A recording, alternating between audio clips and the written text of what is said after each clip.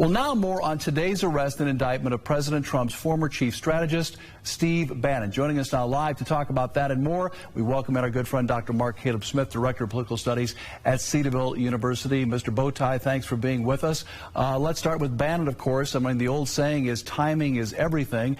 And, of course, Bannon has not been part of this administration, to be fair, for a couple of years. But still, this close to election, this is not a good look for President Trump. No, it's not a good look for President Trump, and it's another one of his senior campaign staff that have been indicted. So you add him to Roger Stone and to Paul Manafort.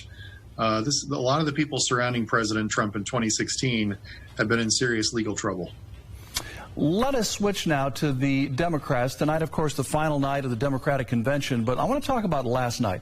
There's always been this kind of unspoken understanding in the club of presidents that you do not take shots at your other fellow presidents, but the gloves came off last night for Barack Obama. Your comments on what you heard from him last night? Yeah, it was historic. I think you're right. The gloves did come off from Mr. Obama. He has criticized Mr. Trump a couple of times during the past several years, but last night was quite different. He posed it as if Mr. Trump really is an existential crisis to our country. And I'm not sure we've ever really heard rhetoric like that, at least in the modern era of the presidency. It was quite shocking in some ways, and it also, I think, gives you a sense of how much of an outsider Donald Trump really is to many of the Washington elites and the Washington establishment. Mark, finally, of course, tonight is Joe Biden's big night in the spotlight as he delivers arguably the most important speech of his long political career.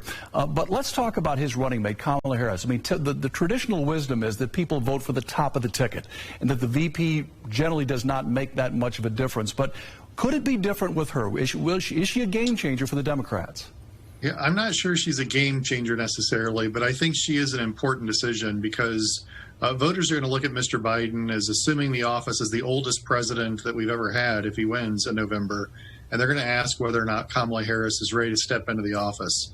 I think Biden can make a pretty strong argument that she is ready, and she can make that argument herself as well. So I think that helps Biden to some extent. But I also believe that at the end of the day, people aren't going to vote for Harris necessarily against Trump. They're going to vote for Biden against Trump, and it's going to really come down to those two personalities. All right. All eyes on Joe Biden tonight. A lot of focus on how he looks, how he sounds. Can't wait to hear it. Mark Caleb Smith, as always, thank you so much for your time joining us live from Cedarville. Thank you so much. All right.